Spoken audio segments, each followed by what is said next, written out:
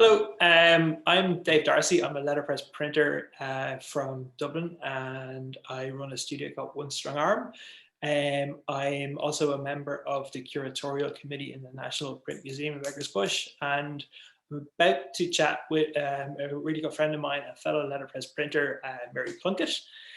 Some of you will be familiar with Mary and some of you won't. So with that in mind, I am gonna ask Mary to give us a little bit of an introduction and tell us who she is and what it is that she does. So over to you, Mary. Okay, how are you? So my name is Mary Plunkett, and I'm a graphic designer and letterpress printmaker. I print at my workshop here, which I'll give you a little tour of later. I'm also a member of Graphic Studio Dublin, so I do a bit of etching and stuff over there as well. I mostly work in lino cut, more recently woodcut and letterpress. And I've been involved in the National Print Museum for a number of years, both as a letterpress tutor and then as kind of project artist and other things over the last number of years. And since 2019, I joined the staff as education officer. So that's a quick intro. Congratulations. So yeah, I mean, you've touched on some of it, but can you give us a little idea of the background of your kind of creative practice even prior to letterpress print? So you studied graphic. I studied visual communication in NCAD. Yeah, okay. And I also did the history of art as well. They kind of do a joint course there. So I did that, and then I went off. I did a master's in history of art as well. So I had a little bit of time in UCD for a bit as well. And then I worked as a graphic designer for a number of years. And then I was doing evening courses in printmaking, and mostly etching, and then coming into a little bit of screen print. Barely touched on lithography. Right, and right. Then it came to kind of 2009, excuse me. 2009, I went back to NCAD to do a master's. And I really wanted to involve print, but I kind of wanted to keep it within the realms of design. So I thought the way to do it really was to go through visual communication department and go through letterpress. Okay. So that's what got me back into it. So it was a 2-year master's, and produced a book over that time, and then so that was a book called Night Prayer, and then from there moved excuse me, but that led to another year staying there, working with Sean Sills there as designer in residence. And then actually, and in between all those times, I got the Leonardo grant and went over and worked in Hand and Eye Letterpress in London for a few months over there with Phil Abel and Nick Gill. And while I was there, it turned out to be the absolute perfect time to be there, because I was kind of there around this time, 10 years ago now, I can't believe it. But I was there for the Whittington Press Open Day, which is usually the first weekend in September. And I was there for the Oxford Fine Press book fair. So I was there for some really lovely events and met a lot of kind of the letterpress community in the UK as well, which was lovely. Right. Yeah, so I kind of came back to doing designer in residence. And then from there on, and then an opportunity arose to start teaching evening classes in NCAD. Okay, yeah. So a summer course and then an evening course. Yeah. And like, so that kind of led on.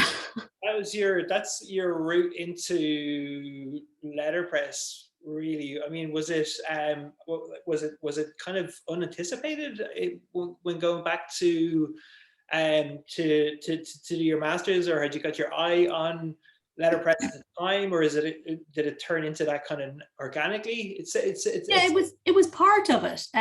It was, I suppose, I was kind of I was interested in print in general, doing that kind of way, and doing the undergrad in NCAD. Everyone that goes through, I think at the time we definitely did a second year and a third year project in as it was then, the letterpress print workshop, right, with Sean, and now called Distillers Press. And so that was our kind of introduction. So I had done a little book and done a little print, but I hadn't really gone on much more with it since.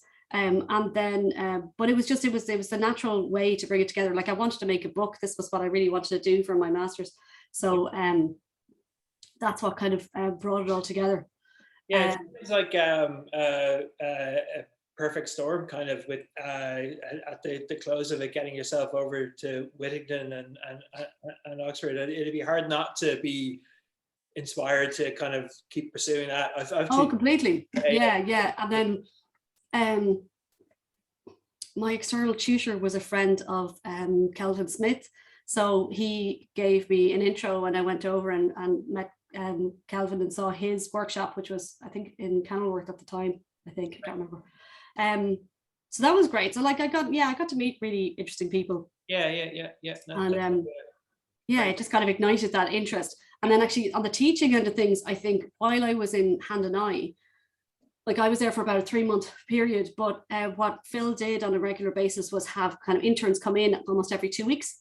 So someone would come in and they'd basically assist with the day-to-day running of the place. Like they'd go to the post office with you and do bits and pieces, or kind of, but basically they would disk type, and then they would also do a little simple setting. So the idea is they get a little small introduction to letterpress, and they'd see how it worked. So I ended up being the one who, once I had been through it a few times myself, I ended up being the one who kind of looked after these new interns every few weeks. So that was kind of my first introduction to it all. So whilst getting to grips with it yourself, you were also at the same time getting a taste of what it was like to pass that knowledge on, which is exactly. Kind of immediately, like, that's really interesting. Yeah, I know. Because in retrospect, I kind of go back and go, what on earth were you doing teaching classes when you're only barely finished your master's yourself, But that was the nature of it. Yeah. But I must say that the few months in Hand and Eye were a huge learning curve. Because I mean, just setting type every single day and having to get it pinpoint perfectly accurate when you're in a commercial setting like that, you really have to do it perfectly. It was for sure. Yeah. And then, I mean, that, like, how much time passed between that initial wave of, so it wasn't really an initial because there's a lot going on there, but that sort of first phase of your training and exposure, what kind of time passed between that and setting up and the decision to to pursue establishing yourself as a letterpress printer? Doing it myself. I think I came back from Hand and Eye kind of definitely wanting to keep my hand in somehow. Yeah. And as you know yourself, I mean, there isn't anywhere really for open access or anything like that. And I was kind of lucky that I came back to the designer in residence role. So it meant I had access to NCAD for a further year. And then it was around that time that those who aren't familiar, Sean Sills was the master, I suppose, of Distillers Press there, and for over 33 years, I think it was, Sean was there. And Sean is also on the curatorial committee and recently only retired off the board of the Print Museum.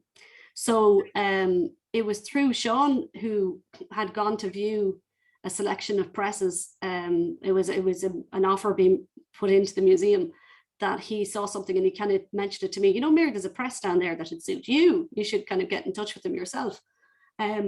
So this was the Dalgan Monastery outside Navan. And so basically, once I was now getting some stuff, it emerged I kind of needed to have somewhere to put them all. That's what ended up.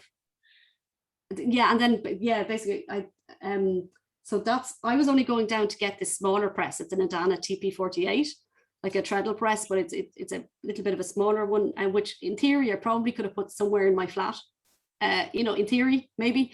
And then my dad was coming down to help. Sorry? They are lovely little presses, though. Yeah, no, it's lovely and it's very compact. But my dad was coming down to help me, and basically he saw they also had an Arab treadle, and he kind of said, well, if you're not taking that, I will. Because I think by this point it had emerged the museum was really only going to take one press. I think everything else was kind of repetition of stuff they already had in the collection or something they wouldn't have space for. So I ended up getting 2 presses. My little Adana, actually, my 8x5 came from there as well. A galley rack, about a cabinet full of type, and then just some random extra bits and pieces around the place. Kind of a little kind of set of drawers that came from there as well. So suddenly I had my a room in my basement taken up with a whole pile of stuff.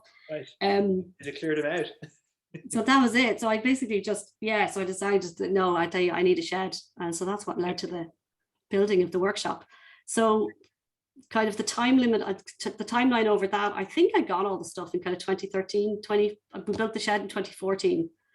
Okay, just pretty and quick. Then I kind of started printing under the imprint, the Belgrave Private Press, from the start of 2015. Okay, so that is, they're like the constituent parts, experience-wise and material-wise, that led into the, I guess, setting up of the Belgrave Press. Yeah, that was it. So it was getting all the stuff, really. Yeah. That seems like a nice lead into giving us a little walk. Do you want to see the tour? Do you want to have a little crack at that? Cool. Okay, so I tell you what, I'm gonna, let me see. I am going to start the video on this thing. Okay, you seeing okay there now? Okay, Yeah. cool. So this is the Arab that your dad wouldn't let you leave. That is the aforementioned Arab that my dad wouldn't let me leave behind, which is thank goodness that he did, because he's completely right. It was great. And the lovely Cyril Lee, who anyone who has had anything to do with letterpress, kind of this part of the world, will know the print engineer Cyril Lee. Cyril very kindly took that for me, and while he was taking the stuff from the museum, took that for me, and he held it for, I think, for about 6 months or something, while the shed was built and everything. He was an absolute star about that. He was brilliant. I have a great photo of him and Dad or something like that. At the end, there's literally nothing else in the room except the Arab and Cyril shunting it into place as he came through. So there's the little TP48. There we go. And then newest thing I have is this guillotine, which is sitting in the middle of the room because I still haven't worked out. Have to work out exactly where it's going to go, but also we need to do a little bit last. Have to get it up and running. Have to get it fixed up and running well. Work in progress is lying around people's studios. Oh yeah. This is my proofing press. I've literally come across one other place that has it in New Zealand. That is one more than me, though. I only know you as this press. Yeah, it's a Cairde feed. It's kind of the side, which is there it is.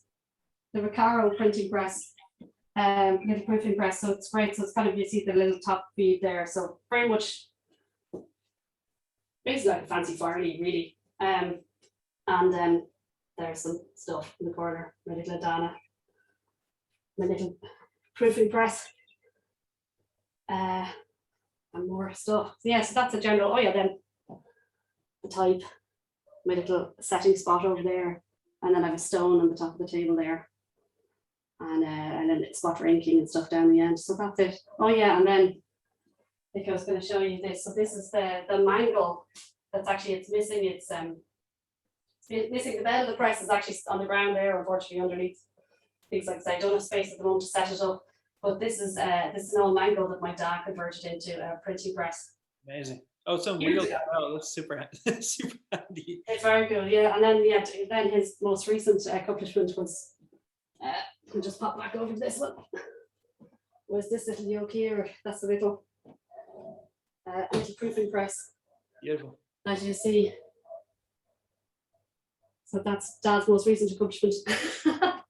Amazing. That's presses that handy press. Either cobbled together or made from scratch for you. That's pretty impressive stuff. I know, it's very good. Yeah, sorry, you can lovely shot the bins there. So here, I'll switch over to I'll turn this off now.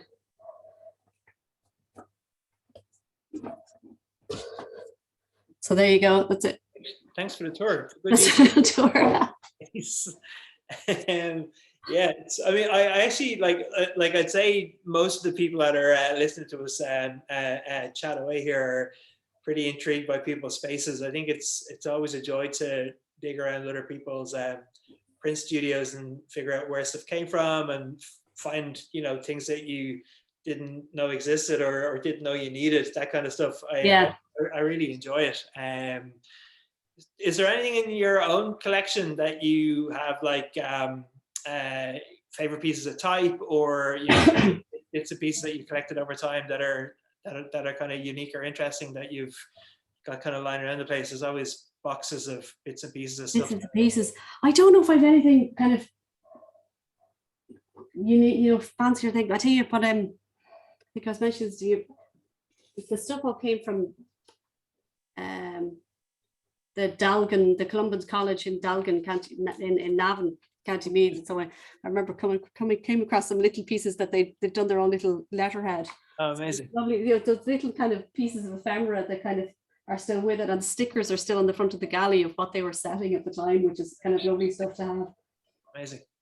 Yeah, we've a lovely so I've a lovely, if you see the other cabinet behind my shoulder there, yeah, that came from Bill Bulger, who was the previous head of department in NCAD, the head of visual communication. His daughter Marianne very kindly gave that to, with mine and Jamie's. She gave it to both of us, so myself and Jamie Murphy own all that stuff there, which came from the Dublin University Press. Lovely. Great. Yeah, they kind of saved it when it was being got rid of. So that's a nice collection. But again, that's yet another thing that's sitting in the place that I haven't had a chance to properly investigate. Yeah. Well, it's nice to have that kind of origin story to eventually get around to kind of dig into the history of it.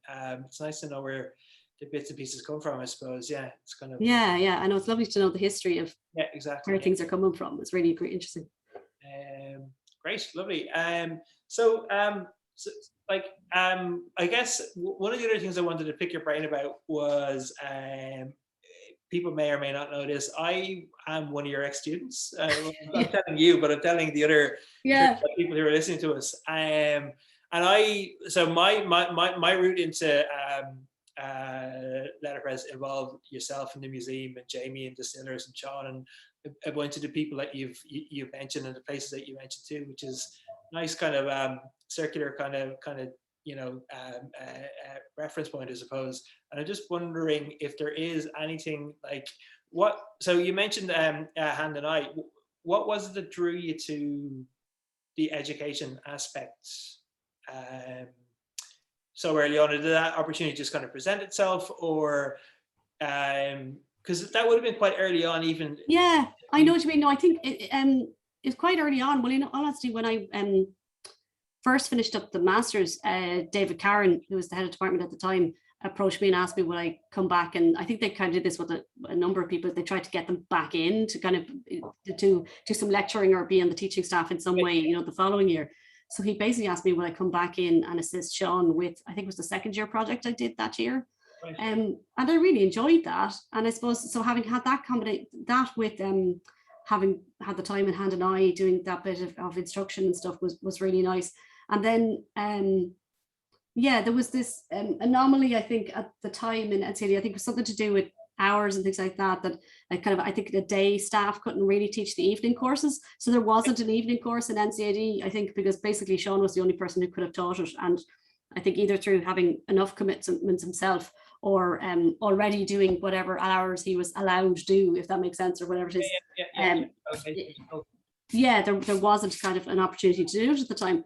So I kind of approached again, David Cairn was great support and kind of introduced me to the powers that be within the place, and kind of put together a program of what I could do in like a little 3-day, I think it was a 3-day introductory course is what we started with, and then a week-long intermediate. We moved on to the, I think there's a number of evenings over a kind of longer period. Yeah, and then, so that was the summer course, which was kind of the first thing that we started with. And then, come September, then we did an evening course. So I think it was like 10 or 11 week evening course. Right. So, it's great. Story now in this chat as well. It's fantastic. Kind of filling in some of my own gaps. Great, lovely. And so like with that in mind, is there anything like, what would you see as I guess, you know, the importance of letterpress for, you know, existing current design students or even recent grads? Like there's not many places here that I know of that students would have that access to a student. It may only just be NCAD, is that right? That I'm sure of, I think is definitely NCAD. I have a feeling, I think Limerick might have some. I think Limerick has some, I think, at this point as well, doesn't it? I know, I remember being in CIT and the fact that they definitely had a Vandercook or some kind of proofing press in the corner, but I don't know if they were teaching with it or using it in any way. I'm not sure. NCAD was very lucky in that the aforementioned Bill Bulger kept really saw the importance of it for teaching with design. And while other places got rid of their stuff over the years, he kind of fought for it to be kept. And then, as I say, you have someone like Sean looking after the collection. Sorry, Jay? I was being somewhat Dublin centric there, but you're right. Yeah, but so it's what was I going to say? Yes, but I think within, you're right though, within the colleges within Dublin, I think NCD, as far as I know, NCD is the only one who currently anyway has any form of letterpress. But yeah, I know. I mean, even for the simplicity of it, even for the simple things of tying things together, as in, you know, the fact that like the term leading comes from the fact that you're physically putting pieces of lead, lines of lead in between your letters, and all those kind of little terminologies and stuff like that. Everything makes sense, like uppercase and lowercase, the fact that they were separate cases, or just all kinds of things like that, I think make a huge difference. I think also just the tactile, physically having to make a change in your text, you know what I mean, yourself, rather than like backspace, or, you know what I mean, there's no control Z, that kind of way. You have to kind of bring it to the press, take your proof, and go back to the drawing board, or, you know what I mean, go back and change as you need to get it just the way you want to. So I think it slows down the whole design process as well. And I do, for myself, I do quite love the kind of the jigsaw piece type of you know, appeal of you can only work with what you have. Like with the exception of like cutting new type yourself, or cutting a piece of lino to replace something like that, you can really only work with what you physically have in front of you. And that those kind of boundaries and structures can really, you know, give you, I suppose it gives you great structure just to design something lovely. You know? Yeah, absolutely. I think it's also a testament to yourselves and distillers and your own history there, and Jamie, as well as Sean. There's a bunch of new letterpress printers in the country, I suppose. Well, not a bunch, but there's, you know, there's a few, and they seem to be kind of they seem to be popping up here and there, which is very exciting. Yeah, which is, you know, I mean, that is I guess it's indicative of a kind of a return to those kinds of origins and those kinds of things, which is really interesting. But yeah, there's a couple of new presses being set up, so it'd be interesting to see what happens there. Would you have any advice for like grads or students who experience letterpress in the likes of Limerick or NCD, and we're thinking of following in along a similar path to set up a studio? What would you tell them? Captive audience. I was going to say. Run a mile. No, I was gonna say the only thing that occurs to me at the moment now is, you know, if the gang of you band together, you'd probably do, you know what I mean? Because I mean, I'm just thinking of all of us who kind of set up separately, but it's so much stuff. That's the only thing, is it's the space is the big thing. It's so much stuff. I suppose to do traditional letterpress, like I mean, to be working with typesetting, and things like that. So that's the only thing is to be aware of. But it's great. You can take your time over it. Like you can build up stuff over years, and and gradually add to it as you like. I find that I kind of gradually add to my collection as I can afford to, and and as I need to. You know what I mean? Like you get a lovely project come through, and you kind of go, oh, some new type would be good for this one. You know what I mean? Let me see if I can get some cast. You know what I mean? Or something like that. You know? I'm constantly balancing the idea of want and need. Oh yeah, completely. Oh well, there's always want, but there's rarely need. Yeah. You know? I'm banned from a few things. No more presses. Type is okay. Good stuff. Yeah, for the moment. And so another question that I'm kind of fascinated by with, I say younger, it's not like we're kind of at this all that long. I'd say I'm still pretty, you know, early on in my own letterpress kind of print career compared to, you know, some people's huge decade-long careers. So there's a little fly here buzzing around me. But how do you feel about the new, like not new, but like the kind of crossover of new tech creeping into the letterpress world? It's kind of it's kind of got mixed reactions. I always find that kind of interesting. when people like integrate old and new technologies. How do you feel about that? I find it really exciting myself. I really enjoy it. I mean, myself, I'd love a laser cutter or something like that. Do you know what I mean? To just be kind of able to cut anything I wanted and or replace my type or whatever. You know what I mean?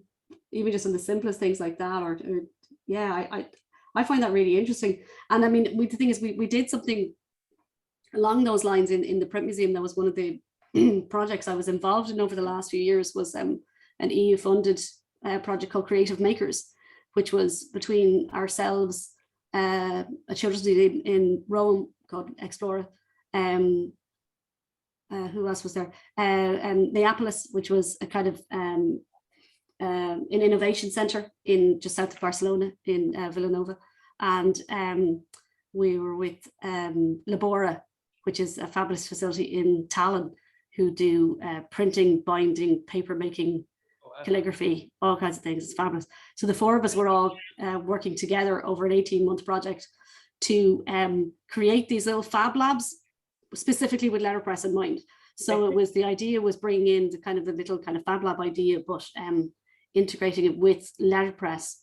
So it's an interesting idea. So we've ended up with this little space now in the corner of the museum called Print Lab. And it's all kind of small stuff, but it's really interesting. It's been really fun to work on. So we have a 3D printer, and we have these molded cast blocks, the P22 blocks, which are kind of they're 6-line blocks, but they're based on I think it was 1940s, 1950s American type foundry design called the Alpha blocks, but it's only a selection of them. And then what else have we got?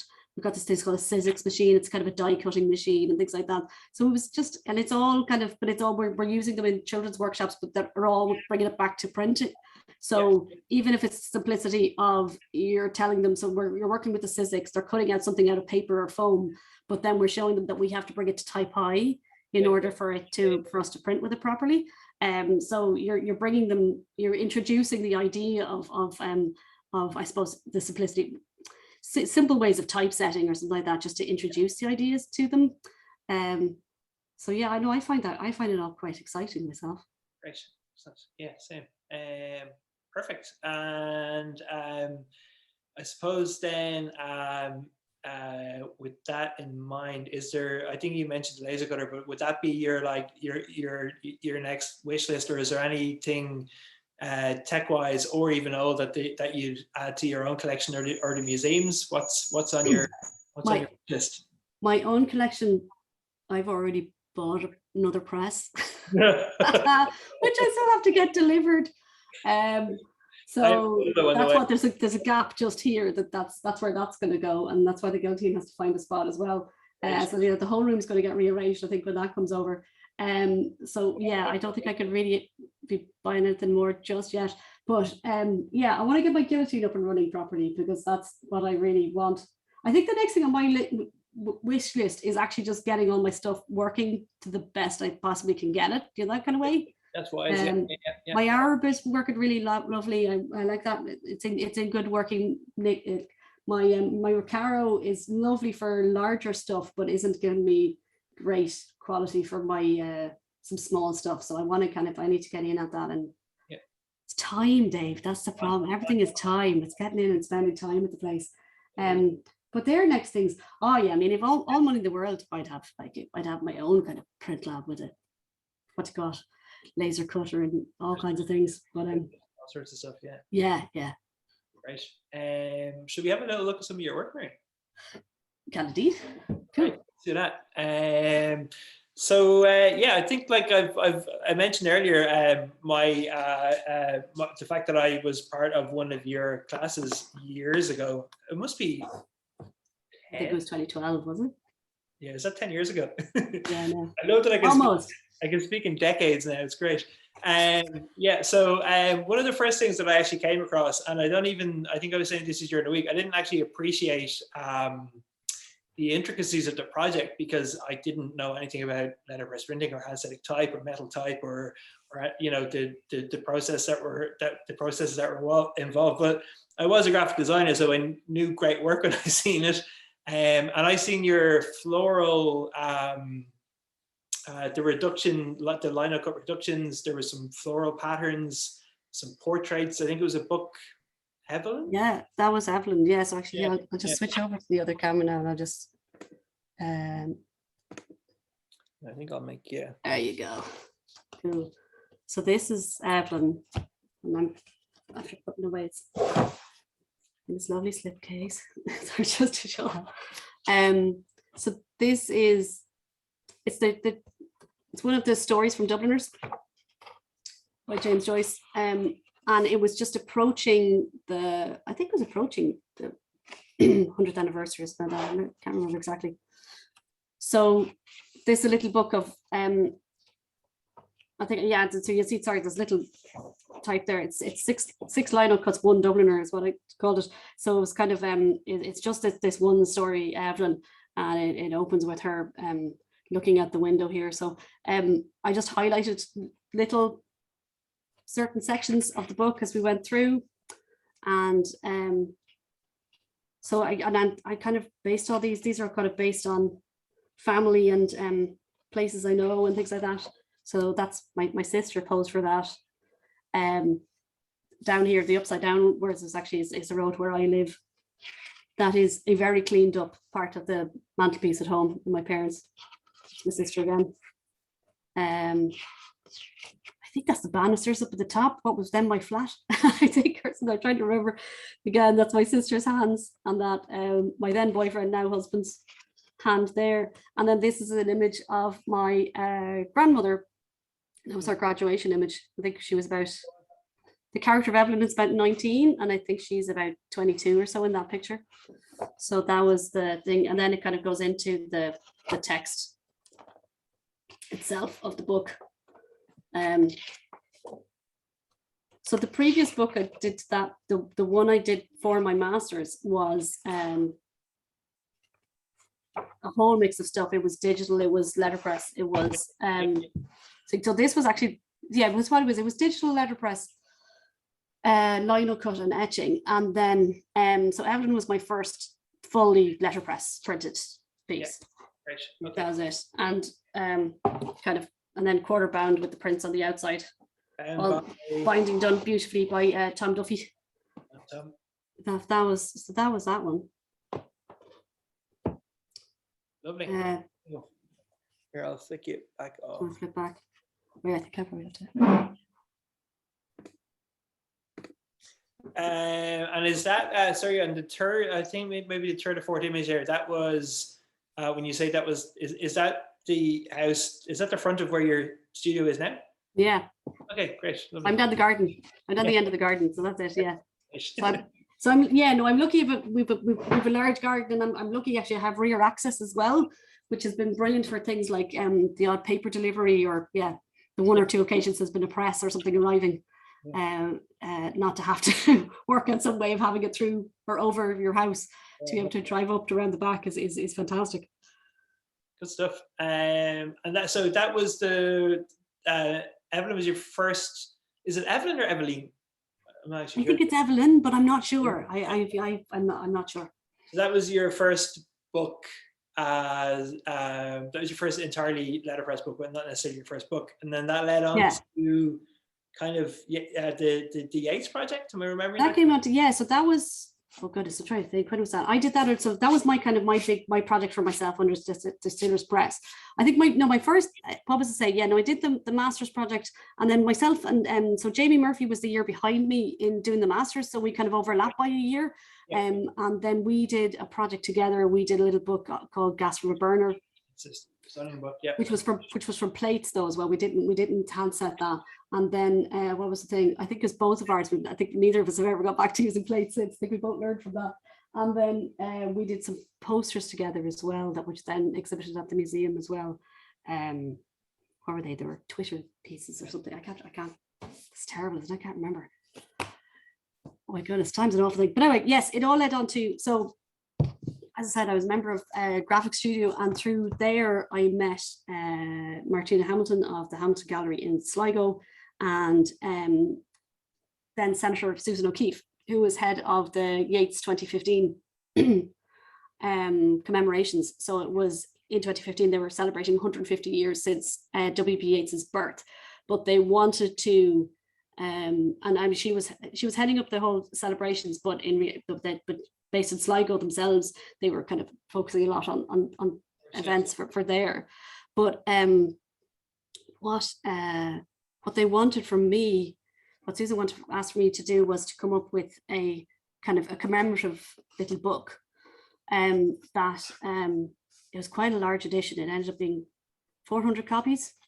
So I'll show you. I'll go onto the other camera here now just to show you the little thing. So this is where my Arab came in handy. So this was the final book.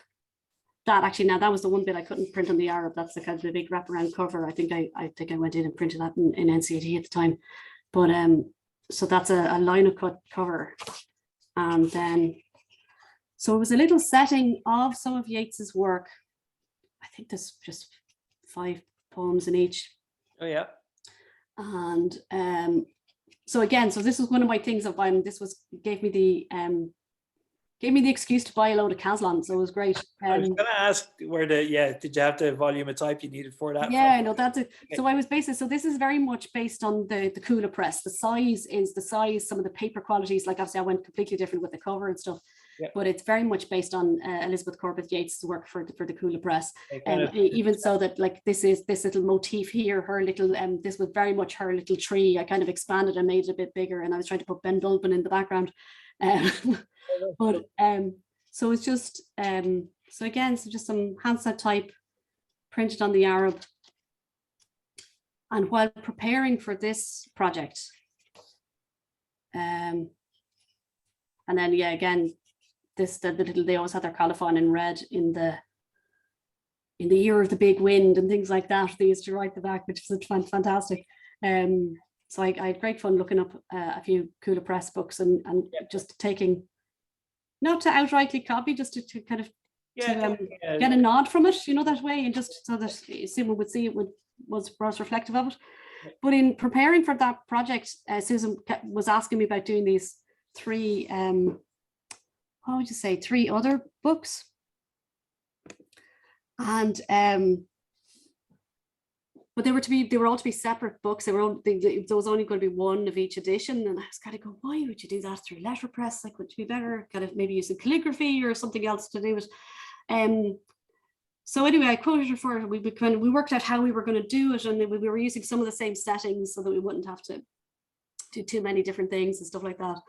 And then when the project finally got an okay and it was all right, she was then able to tell me that why they were so special and everything was the fact that they were going to be brought to the United States for St. Patrick's Day by Enda Kenny and be presented to Barack Obama and Joe Biden as the gifts for St. Patrick's Day. So that was a bit of a shock. But anyway, but it was great. So so unfortunately, I've no copy of the original book. All I have is I have a few. So you see, it was very similar settings and everything like that were done, but there was a few extra settings done to do them, and then you see the little different colophon. So they so it was bound in goatskin by the Ox Bindery in Tubbercurry in Sligo. So it's very important to them that they involve Sligo in it as well. Do you know what I mean? To have that nod to the history of the family there. So so that was great fun. And of course, had to keep it completely quiet. So it was only on St. Patrick's morning when they started showing pictures of it that I was able to tell anyone, oh yeah, I make that. And how big was the edition size on that one? That one, oh no, the special books were literally 1 of each. So I mean, I think I made sure I printed about 10. And then I think I sent anxiety just thinking about that. Oh, stop. I remember I must have printed 10, and I think I went in detail through each one. Like if there was any form of any mark on the paper or anything, it's like, no, let me look at another one. And you're kind of trying to find absolutely perfect ones. And then I sent 3 copies down to the binder to make sure he'd definitely, is like, God forbid anything went wrong for him, that he'd have extra copies as well. So yeah, I know it's a lovely project. It was really enjoyable to do. And that was as well that little Yates book, because I bound all them as well. It's only a single section binding, but it was kind of my first That's beautiful, yeah. taking on a project of that size and doing the whole thing like that. So yeah, no, it was challenging, but really enjoyable, and forced me to set this place up properly as well from the start, which was good. Yeah. It's good to have a reason to do it. And Yeah. I think you mentioned this, but I missed it. The cover was printed in. The cover was printed in NCAD, yeah, because it's a big long strip. Yeah. So I printed on the big long strip of Hannah Moon of Booker Button. And it's just printed from a lino cut. Excuse me, I'm making this now. Printed from a lino cut with, and that's just kind of a transparent ink onto the colored paper. So you just get this kind of lovely kind of varnish. Yeah. And are they collectively the initial output of the? Yeah, they are. Yeah. So they were my first. Yeah. First thing. Excellent. Great. Thanks for sharing the projects with us. They're beautiful. Do you want to show us some of your larger format work? Yeah, I'll run through. I'm aware of time here, though, so I'll go through a few things. I suppose just more recent stuff. I suppose Or would you like to take a pause and take some questions from the audience, Mary? Don't worry. First thing, here we go. I'll show up this one. So this was a project for the museum a few years ago. Donna Gilligan curated a fabulous show on the suffragettes called Print Protest on the Polls, and it was all about the impact of print on the suffragette movement. And yourself, myself, and Jamie Murphy were asked to respond, to make a response print. So this one, I looked to Hannah Sheehy's Skeffington and the Irish Citizen newspaper, and their motto was for men and women equally the rights of citizenship, from men and women equally the duties of citizenship. So that was my interpretation of that motto for that exhibition. And what was I going to say? They, those suffragettes I know within the UK are very much known for the green and purple. In Ireland, they always used they used the tricolour, the colours of the tricolour a lot to distinguish themselves from when they were at other meetings, when they were in meetings in Britain and things like that. They used that to distinguish themselves from others involved. I feel it would be remiss of us not to say that the work is available through the. Oh, it's exactly. Sorry, it's available on National Print Museum. I know. Last year was the 60th anniversary of Graphic Studio, and for that, we were all asked to work to this page size and to submit a print for a show that is actually currently in the Blue House Gallery in Skull. So, what was I going to say? It's the 1500th anniversary of Plunkett. So this is the Plunkett typeface. Yep. Excuse me. Designed, I think, 1932. Colm O'Loughlin and Ironberg. And so basically, I was working. I particularly love the Irish forms, and I just cut them really big in wood, and the blocks there, and then printed them overlapping, so you can see a little bit of the wood there. So I hadn't done a huge amount in wood before, so it was another kind of thing for myself to just to cut them on. They're cut from birch ply. It's birch ply, yeah. So that's cut from birch ply, and that was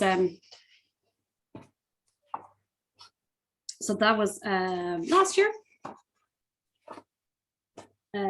Also last year, started last year, was I was invited to submit a piece for a group called Posted Unposted. It was a collection of 25 letterpress artists in the UK and Ireland, and all we had to do is you had to do a leaflet. It had to fold to A5 and it had to go into a C5 envelope, and you had to both treat the envelope and the piece itself with kind of the same thing. So this is what I ended up doing, and this is kind of a variation on it.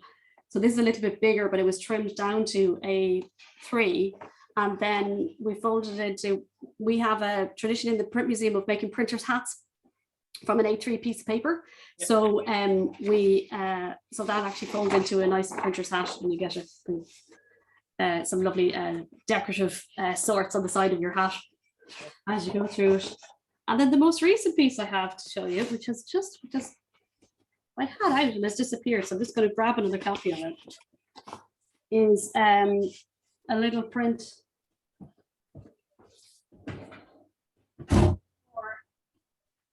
Here we go. No, sorry about that. There's a little print aimed at the Simon community. So that's an exhibition that is starting in early October in again with Graphic Studio. So again, this is looking to the Kill, and so the whole exhibition is called The Art of Home. And as I say, it's kind of all proceeds are going to be split between the artists and the Simon community. So that was so kind of shelter was what the basic idea I had in mind for that. So so this was the idea of doing those things. So it's just a base block. It's just a section of the D, and yeah, and then just a section of the A as well. Lovely. So that's it. So that's the most recent piece that was finished about 10 days ago.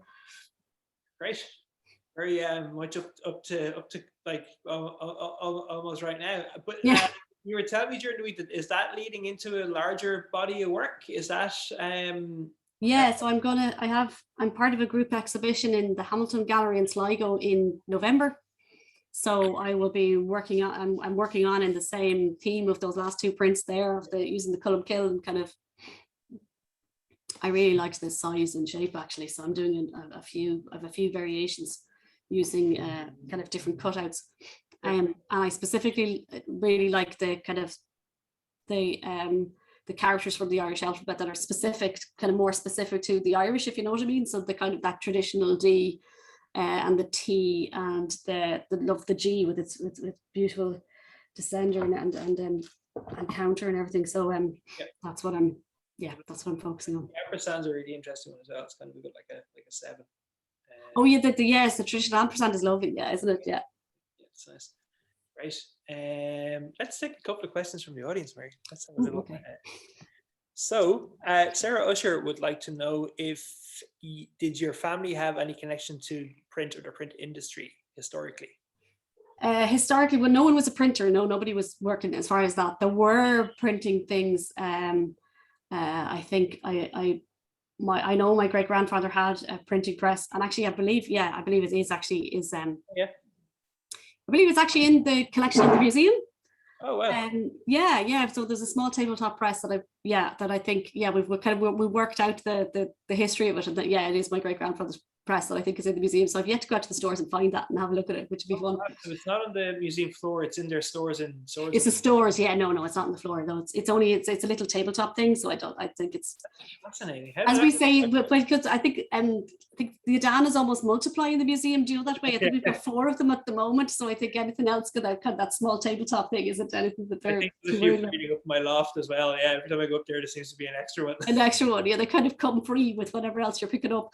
But but I do believe, I think he was involved in a huge amount of things. He was actually a poet and politician, and he was the first Minister for Fine Arts in the first Dáil in 1919, or sorry, Minister for Foreign Affairs initially, and then Minister for Fine Arts. So he was involved in a huge amount of different organizations and things like that, both here and abroad. So I believe he was involved in one of the typographical unions or associations. But yeah, no, that was, they said, so nobody strictly doing it, but they did kind of, there was probably propaganda printed by the Plunkett at some point. Yeah. Carl D would like to know if there's a particular press or piece of equipment that you use most often. Probably the press I used most often over the last few years has been the Arab. So much so that I've barely used the TP48 at all. And actually this big cleanup for this has actually means I'll probably use it more, I hope. Because the Arab has been so good and so reliable, I kind of haven't used the other press much at all. More recently with these larger pieces, I've been using the proofing press and really enjoying that. And it kind of, as I said, it does those kind of big, large things really nicely. Yeah. I'm quite enjoying that. Great. And on the topic of presses, James Jenkins would like to know, what have you got on the way? What's the new press? I want to know that too, actually. Oh, the press on the way. The press on the way is a FAG, what do you call it, Swiss proofing press. So it's pretty much the same size as what I have already. So it's about 40 wide.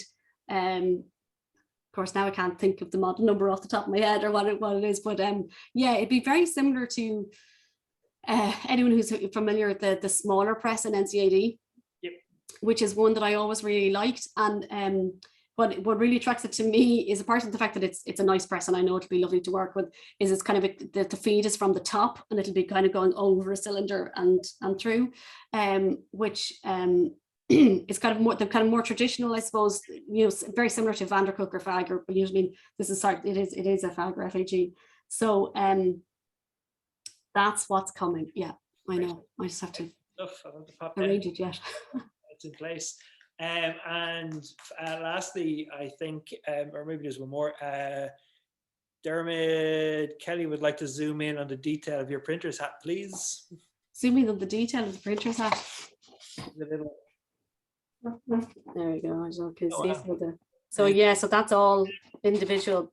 Sorry, I don't know if you can see how well it can catch those things. No, it's pretty good. That's all. It's a range of 6 point to 12 point, and then the grey I think is all 24 point Grand John arabesque pieces, and then the rest is all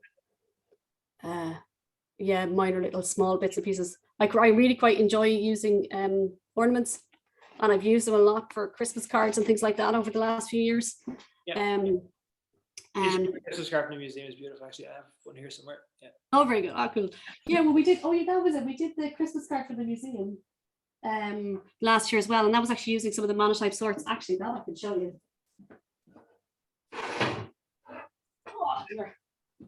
Oh, actually, show us. So they're the monotype sorts from the museum, and we use them then as well for the branding this year as well, for the 25th anniversary branding. Right. So that is 25 squares of 25 pieces of 12 point type there that we then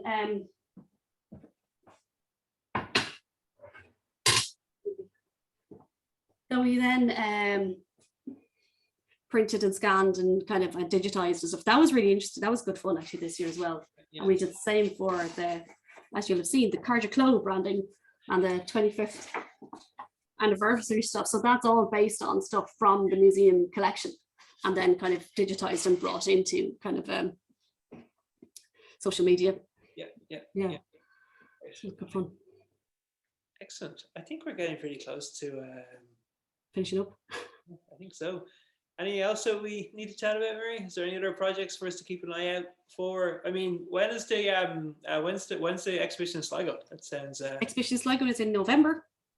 It's a group exhibition. It's Sligo in November. The exhibition in Graphic Studio is in the CHQ venue in early October.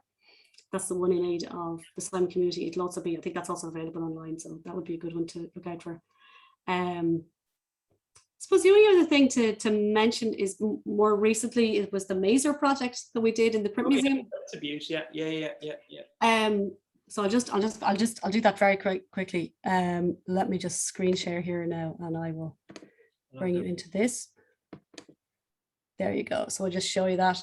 So this was a lovely project to do. So I kind of had a slightly different hat on my head now for this one. I was the printer on this.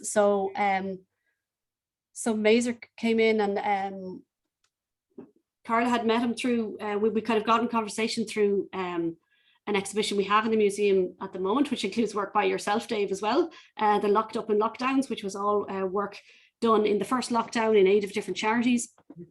And Mazer had done a piece for that was sold in aid of what was it, the Matter Foundation.